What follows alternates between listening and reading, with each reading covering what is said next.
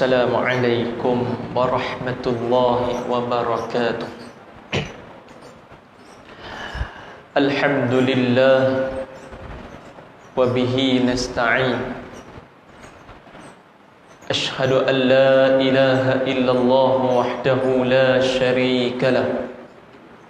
Wa ashhadu anna sayyidana wa nabiyyana Muhammadan abduhu wa rasuluh. Allahumma salli wa sallim wa barik ala habibika. Allahumma salli ala sayyidina Muhammadin wa ala alihi wa sahbihi ajma'in. Subhanaka la ilma lana illa ma 'allamtana innaka antal alimul hakim. Rabbi shrah li sadri wa yassir li amri wahlul 'uqdatam min lisani yafqahu qawli, amma ba'd. Alhamdulillah, syukur pada Allah Subhanahu wa taala. Pada malam ini kita dapat bertemu di dalam majlis ilmu. Mudah-mudahan kita semua dirahmati dan dikasihi oleh Allah Subhanahu wa taala. Tuan-tuan, puan-puan, muslimin dan muslimat yang dirahmati Allah Ta'ala sekalian, kita sambung bacaan kitab kita Bahrul Madi jilid yang ke-15. Tuan-tuan, malam ni kita masih lagi dalam bab Maja'a dima'ukum wa amwalukum alaikum haramun, iaitu bab yang datang pada menyatakan hadis yang membicarakan tentang segala darah kamu dan harta-harta kamu haram atas sekalian kamu berbuat angkara atasnya di antara sekalian kamu. Bab malam ni tuan-tuan adalah bab yang kita dah baca bulan lepas. Bab ni kita baca bulan lepas, cuma huraian hadis tu tak habis. Tuan-tuan, saya dah baca dah tentang Nabi SAW sebut, fa inna dima'akum wa amwalakum wa a'radakum bainakum haramun. Kata Nabi SAW, bahwasanya darah-darah sekalian kamu adalah haram berbuat angkara sesama kamu. Maknanya tuan-tuan, kuliah bulan lepas saya dah sebut dah. Tuan-tuan, darah orang Islam haram ditumpahkan kecuali atas 3 jalan yang dibenarkan oleh syarak. Tuan-tuan, ni saya tak baca kitab lagi, sekadar ulangan hak bulan lepas. Tuan-tuan, 3 jalan itu saya tak mau sebut dah, bulan lepas saya sebut dah. Salah satunya di antaranya adalah seseorang Islam yang murtad, terkeluar daripada Islam, maka dia dihukum dengan hukuman bunuh. Tuan-tuan, Nabi sebut fa inna dima'akum, darah sesama kamu haram untuk ditumpahkan. Dan sabda Nabi, wa amwalakum, dan harta sesama kamu pun haram untuk dicerobohi, harta sesama orang Islam. Tuan-tuan, saya sebut dah bulan lepas, harta orang Islam, harta seseorang yang bukan hak milik kita, harta tu hak milik seseorang, walaupun harta tu nampak macam dia tak sayang, tetap kita tak boleh ambil, tetap kita tak boleh ceroboh harta yang menjadi hak milik orang. Kalau tuan-tuan ingat bulan lepas saya bagi contoh tentang orang meniaga nasi lemak, ambil daun pisang buat bungkus nasi lemak, pergi balas daun pokok pisang orang. Tak boleh kalau tak minta izin, kecuali kalau tuan dia bagi, ambil. Tuan, tu contoh bulan lepas. Kalau tuan-tuan ingat lagi, kalau tak ingat pun hangguk pilih hak bulan lepas punya. Nah, baik. Dua ni tuan-tuan saya dah baca dah bulan lepas. Malam ni nak sambung wa aradakum bainakum haramun, sabda Nabi, dan juga kehormatan sesama kamu haram untuk dicerobohi ataupun haram untuk menjatuhkan kehormatan orang-orang Islam. Tuan-tuan yang pakai kitab, buka muka bukan muka surat, buka masalah ke-15. Muka surat tak sama dengan saya, pasal saya tengok tuan-tuan pakai kitab Rumi, saya pakai kitab Jawi muka surat 8. Tuan-tuan kitab Rumi muka surat 12. Tuan-tuan advance sikit pada saya. Masalah ke-15. Dia kata kehormatan saudaramu itu apa-apakah ia yang diharamkan itu. Kita nak sebut pula tuan-tuan, Nabi kata 3 benda yang haram sama-sama orang Islam. Nombor 1, haram menumpahkan darah. Kita baca dah bulan lepas. Nombor 2, Nabi sebut haram untuk berbuat angkara ke atas harta orang Islam. Kita dah baca bulan lepas. Dan Nabi sebut kehormatan orang Islam haram untuk dijatuhkan. Apa maksud dia? Ni masalah ke-15 ni sambung hak kita baca hadis bulan lepas tak habis tu. Baik. Dia kata sanya pada sepotong hadis yang telah saya bacakan tadi menunjukkan bahawa haram langgang hukum ke atas kehormatan saudaramu sama-sama Islam. Tuan-tuan, sama-sama kita ni tuan-tuan, semua orang ada aib, ada benda yang kita malu kalau orang tahu. Tuan-tuan, aib tu tak sepatutnya diceritakan kepada orang. Aib tu kalau orang tahu, kita jadi malu. Tuan-tuan, kita jadi malu. Benda tu kita seorang yang tahu ataupun pasangan kita saja yang tahu. Tuan-tuan, benda tu aib, kalau cerita ke orang jadi malu. Itu salah satu kehormatan orang-orang Islam. Baik. Dia kata bukankah ada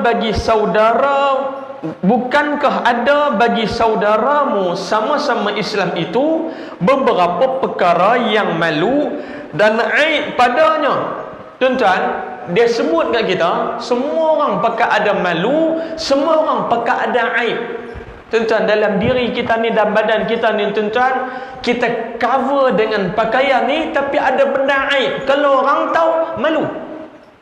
Sebab tu tuan-tuan, Islam menggariskan panduan orang yang memandikan jenazah, orang yang menguruskan jenazah, dia mestilah orang yang amanah. Pasal apa tuan-tuan? Pasal dia nak khabar semua yang ada di badan jenazah. Dia tahu aib, cacat celah yang mana ada dekat batang tubuh jenazah tu. Dia tahu. Sebab tu syarak suruh cari orang yang amanah. Pasal apa? Bila dia tahu aib si mati, dia habis mandi jenazah tu, dia tak duk cerita aib si mati tu kat orang. Pasal apa? Walaupun kawan tu dah mati, Islam suruh jaga aib orang mati. Kalau orang mati pun Islam suruh jaga, telahlah orang hak hidup. Tuan-tuan, kita ada kenal satu kawan daripada bukan Islam, daripada dulu dia Islam, lah pun Islam. Dia dulu masa zaman jahiliyah dia. Tuan-tuan, masa zaman dia tak rupa kenal agama ni. Masa zaman agama ni dia buat lebih kurang ya. Tatu ni penuh satu badan. Tuan-tuan, bila dia main nak balik semula ke pangkai jalan, main nak tobat balik, main nak buat ibadat balik, tatu yang ada di badan tu tuan-tuan bukan boleh buang. Dia lekat sampai ke mati. Orang lain tak tahu, kita seorang yang tahu. Kita seorang yang tahu kata dia tu ada tatu di badan. Dan kita tahu dia dah tobat dah. Kalau tatu yang ada di badan tu piduk zahir, piduk cerita kat orang, dia malu. Jadi aib pula kat dia. Ini antara contoh aib yang dilarang oleh Nabi untuk diceritakan kepada orang. Sungguh waktu dulu memang dia buat tatu di badan dia, tapi lah dia dah bertobat pada Allah Ta'ala. Dia sedang benda tu benda tak betul yang dia buat dulu, tapi benda tu duk melekat dekat dia sampai ke mati. Kita hak tahu haram untuk membuka aib orang Islam. Tuan-tuan yang dirahmati Allah Ta'ala sekalian. Baik, dia kata bukankah pada saudaramu sama-sama Islam itu ada aib masing-masing, dan dicanangkan dan dikeluarkan, dizahirkan pada orang-orang, maka itulah setengah daripada kehormatannya. Aib yang ada kat dia tuan-tuan, jangan piduk canang kat orang walaupun kita tahu. Entah. Aib yang kalau pergi cerita ke orang menyebabkan malu kawan ini, tuan-tuan. Itu aib yang tak sepatutnya dicanangkan, tak sepatutnya diheboh-hebohkan kepada orang dengan tujuan nak bagi malu orang ni. Tuan-tuan. Baik. Tidaklah harus, ataupun dengan bahasa mudah, haram. Tidaklah harus kamu siarkan dan canangkan kata seseorang saudara sama-sama Islam itu jahat.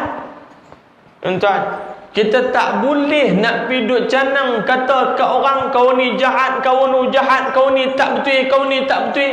Tuan, tak boleh. Dia kata tidak boleh mensiarkan aib orang-orang Islam, ataupun dia kata seseorang itu kuat berbuat maksiat. Tuan, orang tak tahu dia buat maksiat cara sembunyi-sembunyi, dia buat maksiat cara sembunyi-sembunyi. Kita tahu, kita saja nak pergi duk pemburuk dia, duk canang maksiat hak dia buat. Tuan, itu syarat larang. Dan dikatakan akan dia itu tahi arak, dia kata. Pergi duk canang dia ni minum arak, orang tak tahu. Tuan, dia buat dosa dia dengan Tuhan, orang tak tahu. Tapi kita tahu, saja nak perendah dia, saja nak peleceh dia depan orang, kita kata hang tahu tak dia tu tai arak. Lagi dia kata apa? Ataupun kuat main perempuan dan sebagainya. Tuan, no? Ataupun kita duk canang kata dia ni dulu Allah main perempuan lah, tak tahu berapa banyak perempuan dia tukar. Tuan, setengah orang memang ada zaman gelap dia dulu, tuan-tuan, memang dia banyak main perempuan. Bahasa mudah main perempuan ni kira berzina lah, tuan-tuan. Dia tukar perempuan ni supaya dia salin baju ya. Saat dia tidur dengan perempuan ni, saat dia tidur dengan perempuan tu, dia tak kira perempuan ni bangsa apa, dia pukul rata semacam. Tuan-tuan, zaman gelap seseorang ada hak macam ni. Saya cerita kat tuan-tuan ni pasal ada orang, dia biasa cerita kat saya, dia kata, Ustaz, saya dulu masa muda dosa bab zina ni Allah dosa kira siapa, dia kata. Tak peduli bangsa apa, janji perempuan. Tapi lah ni dia kata, Ustaz, tinggal semua benda tu dah, tinggal dah. Tak mau dah, pasal apa? Tobat pada Allah Ta'ala. Tuan-tuan, bila dia dah bertobat pada Allah Ta'ala, kita nak piduk zahir lagi ke aib dia tu, biar Tuhan dengan dia sudah, kita ketuk mulut. Cerita rekod hak tak elok belakang dulu-dulu ni, tuan-tuan, biar dia dengan Tuhan, mudah-mudahan Allah ampunkan dosa dia.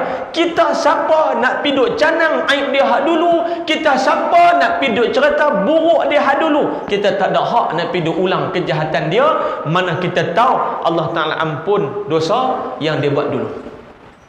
Tuan-tuan perempuan muslimin dan muslimat yang dirahmati Allah. Dan dia kata pada halnya ma'ruf pada orang akan dia ada baik dan bagus. Yang ni dia bagi contoh. Satu orang tu memang orang baik. Dalam kampung pun orang kata dia baik, luar pada kampung pun orang kata dia baik. Tiba-tiba kita ni saja nak piduk pejatuh dia, saja nak piduk peleceh dia, kita kata apa? Hampa nampak dia tu lagu baik, tapi tahu tak dia tu main perempuan, berapa banyak perempuan dia main. Kita buat itu atas sebab apa? Saja nak pejatuh aib dia, saja nak bagi malu dia depan orang. Semua benda ni tuan-tuan haram. Nabi habang apa? Kita kena jaga aib orang, kita kena jaga kemuliaan orang, maruah orang, kita mesti jaga. Tuan-tuan. Baik. Dan ataupun dicanangkan bininya jahat.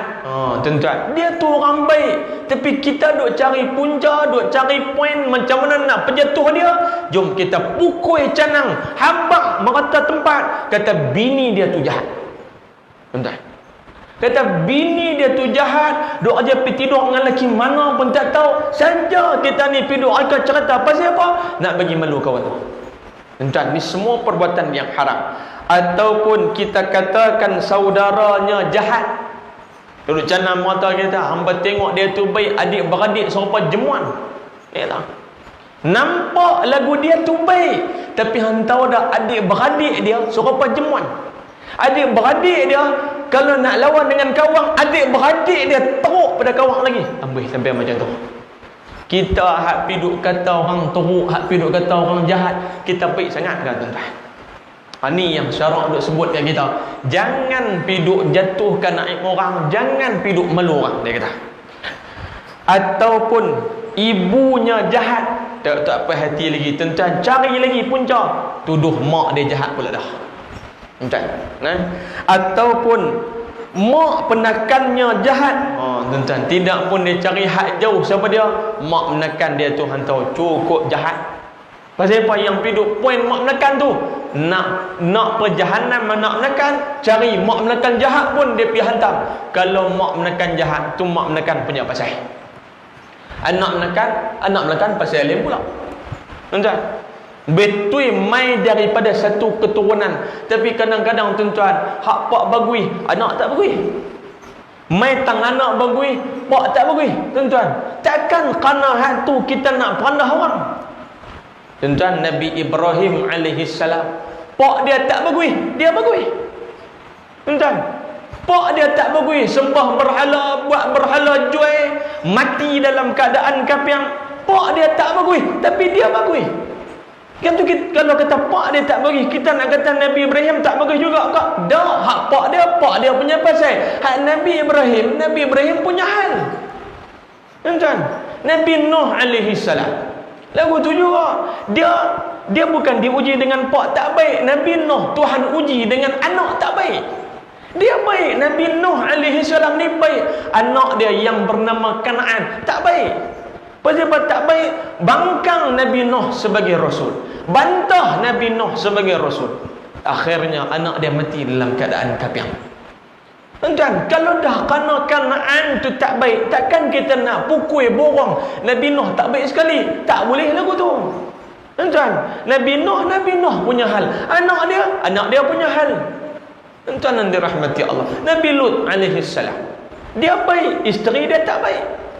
Tuan-tuan, itu salah satu contoh. Kita tak boleh pukul borong bila seorang tak baik, habis kita nak kata semua keturunan dia tak baik. Tak boleh. Kalau sungguh mak menekan dia tak baik, tu mak menekan dia hal dia sendiri. Begitu tuan-tuan, Islam banyak kita jaga aib orang. Begitu. Baik. Dan dia kata, ataupun pak penakannya jahat. Dia duk ulang lagi tuan-tuan. Mak tidak pun pak penakan dia cukup tak terpakai. Tuan-tuan, sama juga, jangan duk peleceh orang. Ataupun disebutkan dia anak tak nikah. Tuan-tuan, hak ni jaga baik-baik. Kita nak peleceh orang, kita nak perendah orang, jangan piduk tuduh hang ni anak zina. Tuan-tuan, apa implikasi daripada perkataan itu? Tuduhan qazaf. Sebab apa? Menuduh seseorang berzina. Bila kita kata dia tu anak zina, maknanya secara kinayahnya, secara kiasannya, kita nak kata mak dengan ayah dia berzina. Sebab kita kata dia tu anak zina. Jaga baik-baik tuan-tuan, menuduh orang berzina dengan tidak mengemukakan 4 orang saksi, maka sebab 80 sebatan mengikut hukum hudud Allah Subhanahu wa taala. Jaga baik-baik, jangan duk tuduh tak tahu. Tak suka sekalipun jangan aib orang, kata dia tu anak zina. Lagi dia kata, ataupun bapaknya tak nikah. Dia kata ataupun pak dia ni jenis bangsa tak nikah, boleh anak jalan tak nikah. Maknanya bahasa mudah, dia kata pak kawan tu berzina. Jaga baik-baik. Jangan tuduh sebarangan. Lagi dia kata ataupun isterinya anak tak nikah pula dah. Dia pergi duk kahwin dengan bini kawan tu. Tak tahu tak bini dia tu anak luar nikah. Lah, kalau bini dia anak luar nikah, dia punya pasal lah, bukan dia sangkut dengan kita. Kalaupun isteri dia sungguh anak luar nikah, tapi dia tidak bersalah atas sebab dia lahir daripada jalan zina. Yang salah orang yang berzina. Anak zina tu tak salah. Tuan-tuan, Islam kata wala taziru waziratun wizra ukhra. Seseorang tidak akan menanggung dosa orang lain. Kalau seorang lelaki dan seorang perempuan berzina, tiba-tiba keluar mai beranak mai seorang anak hasil daripada berzina, anak tu tidak akan menanggung dosa zina mak dengan ayah zina dia. Tak tanggung. Tuan, apa masalah dengan orang hak duk peleceh orang ni? Kalau isteri dia nak tak sah taraf sekalipun, dia punya pasal janji dia menikah elok dengan isteri dia, tutup cerita. Apa masalah dia? Begitu. Baik. Ataupun kaum kerabatnya, orang-orang tak nikah dan lainnya tuan-tuan. Ataupun dia rawit habis dia tadi, dia ni keturunan daripada dia sampai ke bawah. Semua ni hasil daripada zina, dia kata. Tuan, jaga baik-baik ni, jangan duk tuduh orang zina tak tahuan, jangan duk tuduh. Tak ada bukti, tak ada saksi, duk diam sudah. Tuan, nah. Baik, maka caci dan aib dengan apa-apa cacian dan aibnya semuanya haram belaka. Tuan, apa juga yang kita caci dan kita jatuhkan aib orang, semuanya haram belaka dan berdosa. Tuan-tuan yang dirahmati Allah Ta'ala sekalian, itu contoh yang diberikan oleh Syekh Idris Al-Marbawi dalam nak menyebutkan kepada kita kehormatan orang-orang Islam yang haram untuk kita rendah-rendahkan ataupun haram untuk kita cerobohi kehormatan orang-orang Islam. Jangan buka aib orang, jangan cerita keburukan orang yang sehingga menyebabkan orang jadi benci kepada dia. Namun ada keadaan aib boleh dibuka. Tuan, ada keadaannya kita boleh cerita aib seseorang. Salah satu sebab nak mendapatkan keadilan, maka waktu tu aib boleh dibuka. Contohnya tuan-tuan, apabila berlaku perbicaraan di dalam mahkamah.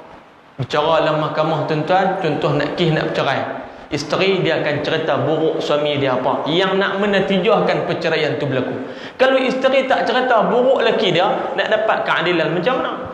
Tuan, isteri duk kena hantam, yang laki, yang isteri duk kena hantam di rumah. Bila fail permohonan nak cerai, masuk dalam mahkamah, oh jangan cerita aib suami.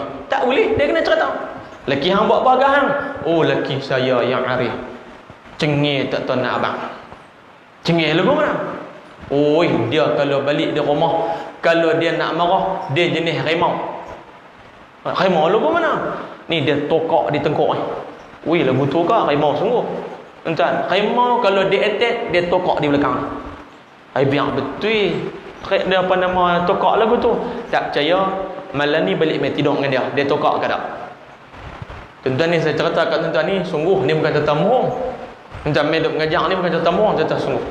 Tuan, nah, saya duk kawan dengan Tok Imam, duk tahulah cerita-cerita lagu ni. Sungguh, tuan-tuan, dia jadi sungguh. Ada. Pasal apa nak bercerai ni? Oh, tak boleh tahan dah ustaz. Dia kata. Pasal apa? Oh, balik duk kena tokak. Dia tokak ni sampai pergi buat report hospital, tuan-tuan. Cek sungguh laki dia jenis harimau. Tak tahu keturunan harimau ke apa. Dia kalau dia bebai tempat kerja dia, balik dia main baham bini dia, tokak di belakang ni. Larat kawan duk kena tokak. Ya tak? Dan tu kawan Tok Imam cerita. Dia kata perempuan tu main jumpa dia. Tak apa. Nak main jumpa apa-apa. Ustaz, suami saya suruh tarik balik kes. Dia kata tak mau cerai. Ya tak? Ni main abang Tok Imam. Suruh Tok Imam pergi tolong kira, tarik balik, tak jadi cerai. Pergi jumpa perempuan tu. Jumpa perempuan tu kata apa? Ustaz, saya tak akan berganjak dengan apa yang saya dah buat. Dia kata, saya tak akan tarik balik, kira nak terus cerai. Ya tak? Perempuan ni pula dia kata apa? Kalau kata Tok Imam biasa kena tokak silap-silap, berapa kali cerai dah Tok Imam dengan dia. Tuan-tuan, dia nak abang apa? Jangan duk suruh saya tarik dah. Tak larat kena tokak dah, dia kata. Oh cengih bila lagu tu. Tuan-tuan, ada sungguh. Kalau kata ada sungguh, tuan-tuan, dia boleh cerita buruk suami dia. Pasal apa? Nak keadilan untuk diri dia. Boleh. Tuan-tuan, tengok keadaan. Tapi keadaan yang biasanya, tuan-tuan, saja-saja nak pergi duk buka aib orang, tuan-tuan, saja-saja nak pergi duk cerita buruk orang, itu syarak tak bagi. Satu orang baik, tuan-tuan, satu orang baik. Dulu dia jahat, lah dia jadi baik. Main duk jemaah dengan kita, main duk ngaji dengan kita, tiba-tiba kita tak syok sikit dengan dia, tuan-tuan. Pasal apa? Dia ni suka ramah dengan orang baik dengan dia. Kita canang satu cerita nak bagi orang benci kat dia, hak tu tak boleh, tuan-tuan. Adapun kita cerita buruk orang pasal nak dapatkan keadilan, maka yang tu boleh, tuan-tuan. Boleh kita cerita buruk dia supaya keadilan itu tercapai dengan sebab kita cerita keburukan tadi atas sebab nak mendapatkan keadilan, yang tu tak apa. Tuan-tuan yang dirahmati Allah. Itu satu contoh saya bagi kat tuan-tuan. Banyak lagi lah contoh-contoh lain tuan-tuan. Duk cerita contoh tu, kitab tak habis juga. Baru baca berapa baris dah ni tuan-tuan. No? Jadi orang bunyi dia tahu ustaz ni mai dia baca 5-6 baris, lepas tu dia ketuk balik bulan depan main pula. Tak mau tuan-tuan. No, baca lagi banyak sikit. Baik. Tuan-tuan, selesai tu. Dia kata apa pun cerita aib orang ataupun saja-saja nak perburuk orang, hukum dia haram, tak boleh. Tapi ada keadaan boleh. Saya cerita tadi contoh, apa yang berlaku. Baik. Kemudian dia kata masalah Nabi SAW misalkan haram darah dan harta dan kehormatan saudara sama-sama Islam itu dengan haram berbunuh-bunuhan dan berperang di dalam negeri Mekah, lagi mana di dalam musim haji. Tuan-tuan, dengan kemuliaan Mekah, dengan kemuliaan sedang melaksanakan ibadat haji ni, Nabi SAW bagi contoh macam mana haramnya berbunuh-bunuhan, haramnya berperang di dalam negeri Mekah, dan haramnya berperang dan berbunuh-bunuhan di dalam musim haji. Macam itulah haramnya menumpahkan darah orang Islam, menceroboh harta orang Islam, dan menjatuhkan maruah orang Islam. Haram dia sama. Begitu maksud dia. Dia nak abang, Nabi nak sebut kata macam mana Mekah itu mulia, macam itulah mulianya maruah orang Islam. Macam mana dalam musim haji itu kita tak boleh berperang, kita tak boleh berbunuh-bunuhan dalam musim haji itu. Sebab apa? Mulia waktu itu. Begitulah mulianya darah orang Islam. Begitulah mulianya harta orang-orang Islam. Itu satu contoh yang disebutkan oleh Nabi SAW. Demikian itu ialah membesarkan haram segala pekerjaan itu. Maksud membesarkan haram, tuan-tuan, dia nak abang kata yang Nabi ambil contoh haram Mekah ni, kemuliaan Mekah ni haram kita berbunuh-bunuhan, haram kita berperang. Sebab kalau bunuh berperang tu besar, haram dia tu besar. Begitulah besarnya haram juga membunuh orang Islam, mencerca orang Islam, ataupun menjatuhkan maruah orang Islam, ataupun menceroboh harta orang Islam. Begitulah besarnya haram seperti mana yang dimisalkan oleh Nabi sallallahu alaihi wasallam. Baik, tuan-tuan yang dirahmati Allah, maka manakala telah diketahui yang demikian itu, hendaklah jaga-jaga daripada mengerjakan yang ditegah syarak itu. Dan kita tahu tuan-tuan, haram apa? 3 benda tadi. Tumpahkan darah orang Islam, ceroboh harta orang Islam, dan yang ketiga haram untuk kita menjatuhkan maruah orang Islam. Dah tahu dah tiga-tiga itu haram, haram yang besar, maka jangan kita piduk buat salah satu daripada 3 benda yang diharamkan oleh syarak itu, tuan-tuan. Inilah tujuan kita mengaji, supaya kita tahu mana satu halal, mana satu haram, tuan-tuan. Harta saya sebut dah bulan lepas, tuan-tuan. Hatta kalau harta orang tu dia tak sayang sekalipun, tu hak dia, tetap kita tak boleh buat sewenang-wenangnya. Tak boleh, tuan-tuan. Sebab apa? Hak orang. Begitu. Baik, dan telah bersabda Nabi sallallahu alaihi wasallam di dalam khutbahnya lagi, ala la yajni janin illa ala nafsi. Dan kata Nabi, jaga-jaga, kata Nabi, ingat baik-baik. Nabi kata jaga-jaga, ingat baik-baik, tiada berbuat jenayah, yakni membunuh orang. Tidak ada orang yang berbuat jenayah membunuh orang oleh seseorang itu berbuat jenayah, melainkan kembali ia atas dirinya kena bunuh pula. Nabi kata ala la yajni janin illa ala nafsi. Nabi kita jaga baik-baik, siapa buat jahat, kejahatan itu patah balik mai kat dia. Itu bahasa mudah.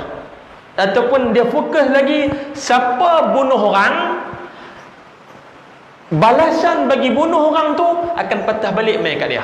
Dia dah bunuh satu jiwa, dia dah bunuh satu nyawa, maka balasan bunuh itu patah balik mai kat dia. Apa balasan bagi orang yang membunuh? Adalah qisas, bunuh balas. Dia bunuh orang, sabit kesalahan dibicarakan memang betul. Dia yang bunuh, memang membunuh dengan niat membunuh, maka hukuman dia apa? Hukum bunuh balas. Tuan-tuan. Jadi kesalahan dia membunuh orang itu, hukuman patah balik mereka dia. Tuan-tuan. Baik. Dan dia kata masalah bunuh balas bunuh dan luka balas luka. Yang ni dia panggil dalam bab jinayat dia panggil qisas. Tuan-tuan, qisas. Baik.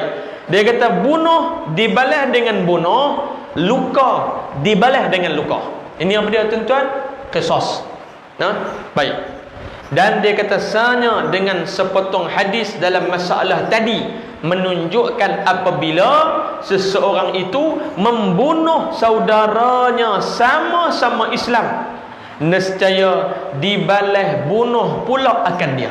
Hukum qisas apa dia tuan-tuan? Siapa yang membunuh maka dia akan dihukum dengan bunuh balas. Namun nak boleh pi bunuh balas tu tuan-tuan, dia perlu melalui beberapa proses yang ketat. Dia ada syarat-syarat dia baru nak boleh jalan hukuman qisas. Tuan-tuan, ini dalam bab qisas, bunuh balas bunuh, dibalas bunuh. Boleh pula tuan-tuan waris kepada si mati, pilih tak mau terima bunuh balas. Depa waris depa mati dah. Si mati dah mati dah. Ni waris pada si mati ni kata tak apalah, kami maafkan. Dia dah bunuh dah. Kalau kami bunuh dia pun kami tak ada apa. Nak takat boleh balas bunuh balik ya. La, minta diat pampasan daripada kematian si mati tadi tuan-tuan. No, boleh diat tu tuan-tuan. Ayam mata hak derah-derah tu dia pelan lah sikit pasal boleh duit. Tak? Tu antara syariat Islam. Tuan-tuan, bila berlaku kematian, orang bunuh ahli keluarga kita, kita waris si mati, dapat kawan yang bunuh tuan-tuan, kita buat apa? Teringat hakim kata boleh, kalau betul-betul buatlah tuan-tuan hukum ni. Hakim kata hampa nak bunuh balas ke ataupun hampa nak dia? Nak pampasan daripada kematian tu, kawan tu bayar. Tanya dulu, berapa duit dapat tu? Ketika dapat 5-6 ribu tak bayar. Kira mai tengah juta lebih kurang lah. Tengah juta. Ayam mata duk teriak tu meleleh tuan-tuan. Ayam mata berhenti. Hak tadi duk tunduk panggung. Berapa ulang kali lagi? Tengah juta. Ambil tu. Tuan-tuan, hak tu penyelesaian Islam. Boleh, tak ada masalah tuan-tuan. Ikut waris si mati. Kalau dia nak memaafkan, dia maaf. Tuan-tuan, dan orang yang membunuh dia kena bayar kepada waris si mati. Tapi tuan-tuan, kawan hak yang waris ni kata apa? Bayar duit pun hak mati tetap mati. Betul? Tuan-tuan, bukan boleh bangkit dah. Hak mati tetap mati, tapi korang-korang adalah sikit hilang kesedihan waris tu dengan sebab kematian tadi ni. Tuan-tuan, no? Tuan-tuan dan rahmati Allah Taala sekalian. Baik. Dan jikalau dikudungnya ataupun dirompongnya, nescaya dikudung dan dirompong pula akan dia. Tuan-tuan, yang ni dia kata kalau luka dibalas luka. Contoh, ada satu hamba Allah kerat telinga kita. Hilang side mirror belah kiri. Dia potong telinga kita ni, hilang side mirror belah kiri. Dia jadi sengih sebelah. Tuan-tuan, kalau orang perempuan, orang main Minang, kalau letak 10,000, potong 5,000 pasal telinga tak ada sebelah. Jadi tak apa nak laku dah. Maka kalau telinga yang dipotong, qisasnya apa? Telinga kawan yang memotong itu juga akan dipotong. Tuan-tuan yang dirahmati Allah, dia kira qisas kalau potong yang boleh sama, maka dia akan dibayar dengan, dia akan diqisas dengan potong balik. Kalau dia potong telinga, dekat mana dia potong, boleh potong sama, potong sama. Tapi kalau keadaan yang tak boleh nak potong sama, dia akan potong paling minimum, dan lebih daripada tu dia akan bayar pampasan. Contoh, kata orang kerat tangan tuan-tuan sampai dekat ni. Orang kerat dekat ni. Maklum kita lah, kadang-kadang apa nama, duk pakai mai ke apa banyak-banyak sangat ni, mami jarum punya. Tak mami jarum penuh ni. Jalan kutu dia sambang. Dia nak ambil duk kelas rantai apa nama gelang tu, nak ambil duk kelas mana nak dan. Dia main dia ambil pisau, kak dia potong tu, dia usung tangan buat pi. Habis dia kelas apa nama mai tu, dia lempak tangan mai kat kita balik. Tak? Tangan dia nak buat apa? Dia nak ambil tu ya. Tangan dia lempak balik ya. Ya tak? Lepas tu tangkap dapat kawak tu, dia potong tangan kita. Tuan-tuan, tang ni bukan sendi. Nak potong tak boleh. Daripada hujung ni sampai tang ni tuan-tuan. Maklum tu kata apa? Saya kudung dah. Saya nak kudung juga tangan dia. Maka tuan-tuan, hakim bicara apa semua, jatuh hukum. Potong sampai tekat mana? Ni sampai tekat ni ya. Sendi. Tuan-tuan. Dia tak tu macam saya potong sampai tekat ni macam mana? Dia potong tekat tu ya. Tuan-tuan, walaupun dia tu kawang, tapi Islam dia adil. Kalau nak potong sampai tang ni, tak boleh apa dia potong setengah ya. Taknya kalau potong sampai tang siku ni, tak adil pula dengan kawang tu. Dengan kawang pun adil ke? Adil tuan-tuan, tak boleh buat lebih kurang. Islam ni, walaupun dia tu kawang tak kawang, adil kena adil. Tuan-tuan, kalau kita kata apa? Hang potong aku potong habis-habis lah. Tak taruh dah. Tapi dah Islam dengan kawang pun dia ada adil lagi. Tu kira lagu mana ni? Saya kena kat tengah ni.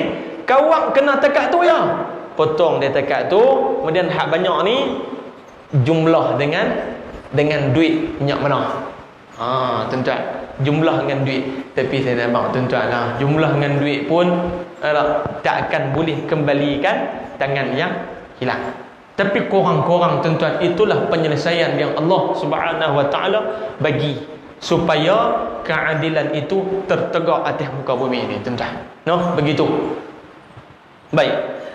Tuan-tuan, dia ada luka ataupun ada kudung yang boleh diqisas dan ada kudung yang tak boleh diqisas. Ada kecederaan yang boleh diqisas dan ada kecederaan yang tak boleh diqisas. Tuan-tuan, tak boleh pasal apa? Nak bagi sama tak boleh. Contohnya tuan-tuan, orang katuk kepala kita. Katuk kepala kita. Bila katuk tu tuan-tuan, lepas pada kena katuk tu, dia jadi miring.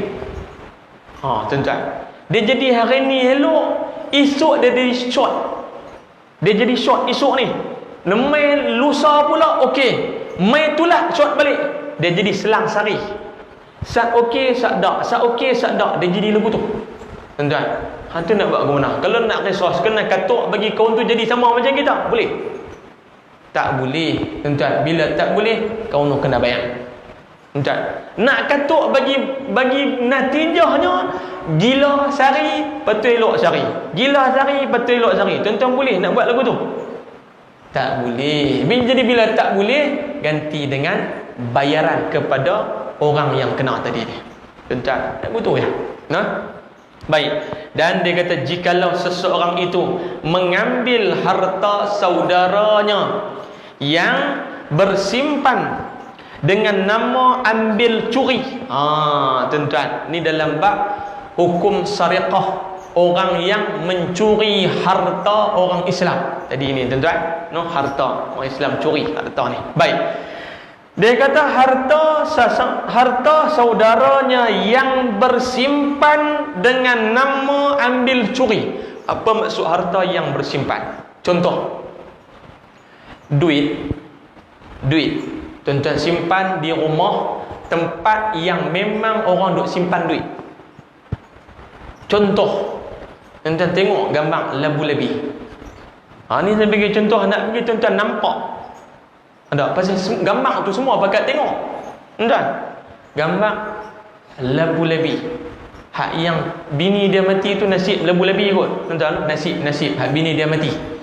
Jangan labu-labi hak tu payah. Nasib labu-labi hak bini dia mati tu. Hak dia nak nikah dengan cikgu murni tu. Tak? Dengar kata cikgu murni, kenyeh sampai ke telinga. Tak? Waktu cikgu Sudar dengan cikgu Maun, ingat tak tu cikgu apa nama sekolah anak yatim. Saya seronok Haji Bakhir kata ni yang tua-tua bangka ni semua anak yatim juga ke cikgu. Dia boleh pergi tanya lagu tu. Waktu cikgu ni naik masuk bila bilik dia duduk demam tu, tuan-tuan, dia dia ambil RM1 dalam poket baju. Mai Cikgu Murni, dia buka peti duit dia tu, tuan-tuan. Peti duit tu kunci pulas pula lagi tu. Mai Cikgu Murni bagi RM1,000, tuan-tuan. Saya nak habaq kat tuan-tuan, kalau duit yang disimpan di dalam peti besi lagu tu, tiba-tiba kawak mai curi duit dalam tu, dan dia curi tu cukup syarat-syarat qisas tadi ni, maka tangan dia akan dipotong. Cukup syarat-syarat hudud tadi ni, maka tangan dia akan dipotong. Tuan-tuan, dia ada syarat-syarat dia, tuan-tuan. Syarat barang yang dicuri, syarat barang tu dia mesti diletakkan di tempat yang sepatutnya. Bersimpan dia memang tempat yang sepatutnya. Duit kita letak atas meja ruang tamu, letak lagu tu ya, tiba-tiba orang curi, dibicarakan memang dia yang curi, nak potong tangan dia tak boleh. Pasal apa? Duit yang letak atas meja tu dia tak simpan dengan tempat yang sepatutnya. Ataupun tuan-tuan pi mana-mana, keluar tinggal kereta, tinggal kunci duk ada di tinggal tu kunci duk ada di kereta tu, tak cabut. Pintu kereta pun tak kunci, biar terbuka. Enjin pun duk hidup. Orang tanya ni, kereta tak kunci ke? Tak kunci ya, senang. Sekejap main tak ada start dah, boleh belik terus. Tuan, ada jenis kelaku lagu tu, tuan. Ataupun main masjid, kunci pun tak cabut, tinggal di motor tu. Pasal apa? Senang. Bawa kunci, sekejap lagi lupa tak merata, boh di situ. Boh tang tu, sekejap ni balik, dia jalan kaki, motor orang dia sapu. Lepas tu dia boleh main nak buat report, saya nak kawan yang curi motor saya potong tangan dia. Tuan-tuan, bila disiasat-siasat, rupanya kunci tu memang duduk di motor saja, dia tak mau cabut, dia tak mau kunci pun, tak boleh potong tangan orang yang mencuri. Tuan-tuan yang dirahmati Allah, lagi sekali saya sebut kat tuan-tuan, cerita buh kunci di motor ni cerita betul, bukan cerita bohong. Tuan-tuan, saya jumpa satu jemaah masjid. Dia naik masjid, dia tengok, dia kata kunci motor tak cabut kan? Dia kata tak apa, saya orang tak ambil. Tak? Dia naik semayang. Lama-lama sini motor tu pergi mana dah? Orang dia sapu dah saya. Tuan-tuan, no? Waktu tu kalau kita tangkap kawan tu pun nak potong tangan dia tak boleh. Pasal apa? Memang kunci stay duduk di motor. Tuan-tuan, syarat barang yang nak menjadikan seseorang itu dipotong tangannya, barang itu mestilah tersimpan dengan cara yang sepatutnya. Dia kata, barulah boleh dinamakan sebagai ambil curi. Duit duduk dalam peti besi, dia pergi curi, pergi rongkah curi. Yang tu kalau sabit duit tu dia ambil banyak mana dengan nisbah 1/4 dinar.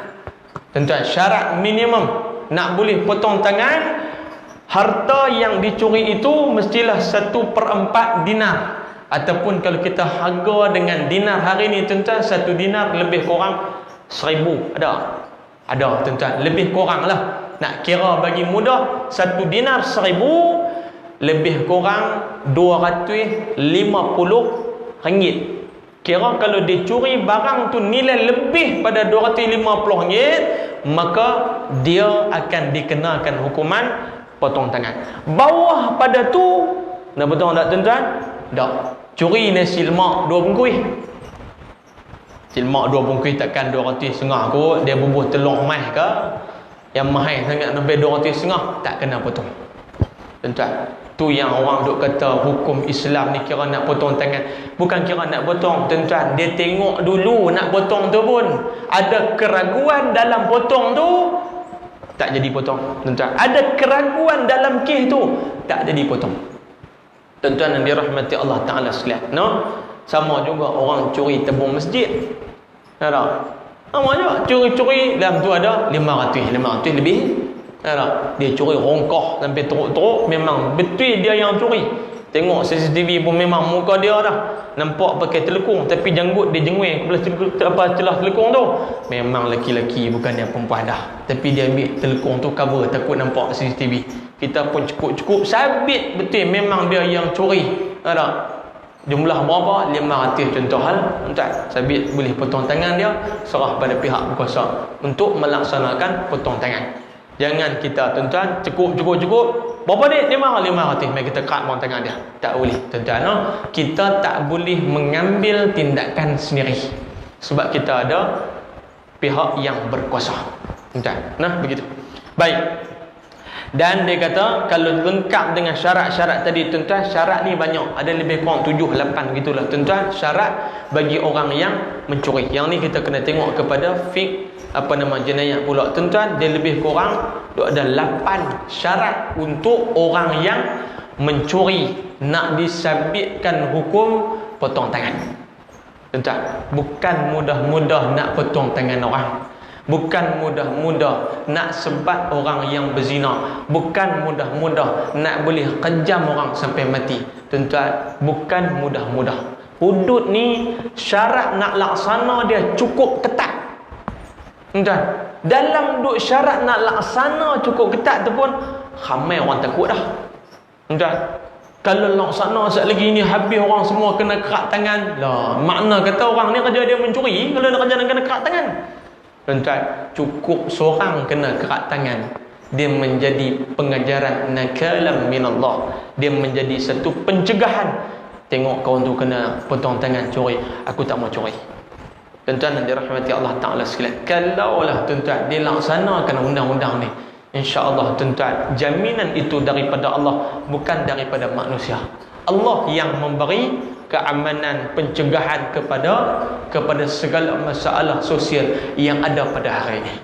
Tuan-tuan yang dirahmati Allah Ta'ala sekalian, demikianlah hukumnya yang dilakukan ke atas seseorang yang berbuat jenayah ke atas saudaranya sama-sama Islam. Dia kata macam itulah tuan-tuan, hukum yang Allah dah letak apabila berlaku jenayah ke atas orang-orang Islam. Tuan-tuan, Allah dah letak hukum tu pasal apa? Pasal nak menjaga keharmonian, nak menjaga darah orang Islam, nak menjaga harta orang Islam. Tuan-tuan, kita kadang-kadang tidur malam tak apa lena, buka lampu keliling, depan, belakang, kiri, kanan, atas, hujung atas tak boleh lampu. Alah, buka lampu keliling, boh grill lagi, boh dengan CCTV lagi, tuan-tuan. Kawak dia masuk sebab tu juga. Tidur tak lena, tuan-tuan. Pasal apa tidur tak lena? Duk takut kawak masuk rumah. Tidur tak apa lena. Tapi tidur di masjid lena. Nampak? Pasal tak gaduh nak risau kawak, ada orang kanan kiri. Tidur di rumah tak apa lena, tuan-tuan. Pasal apa? Takut orang mai curi harta kita. Allah tawarkan satu penyelesaian kepada masalah ni. Apa dia? Orang yang mencuri, potong tangan dia. Tuan, bila seorang kena, dia jadi pencegahan. Hak lain pekat tak berani buat dah, tuan-tuan. Pasal apa? Takut kena potong tangan pula. Tuan-tuan yang dirahmati Allah Ta'ala, sebab Allah nak manusia hargai tangan yang Allah Ta'ala bagi. Jangan buat benda tak elok, dan jangan ceroboh harta benda orang. No? Kemudian dia kata sabda Nabi sallallahu alaihi wasallam, ala la yajni janin ala walidihi wala mauludun ala walidihi. Tuan-tuan, yang ni carry forward bulan depan insya-Allah. Nah, wallahu subhanahu wa ta'ala a'la wa a'lam. Pada ni tuan-tuan, dia akan sebut apa hukum ayah bunuh anak dan anak membunuh ayah. Kalau ayah bunuh anak, ayah kena qisas ke tak? Kalau anak bunuh ayah, anak tu kena qisas ke tak? Tuan-tuan, perbincangan dia lebih lanjut bulan depan insya-Allah. Tuan-tuan, ada satu keadaan tidak berlaku bunuh balas, dan ada satu keadaan akan berlaku bunuh balas. Pasal apa berlaku perbezaan tu, tuan-tuan? Cerita dia bulan depan insya-Allah. Nah, wallahu subhanahu wa ta'ala a'la wa a'lam. Apa yang baik semuanya daripada Allah subhanahu wa ta'ala. Yang terkasar, terguris hati dan perasaan tuan-tuan puan-puan sekalian, saya minta maaf. Aku qawli hadza wa astaghfirullah al-azim li wa lakum. Tuan-tuan, kita sambung bacaan surah Al-Mulk insya-Allah.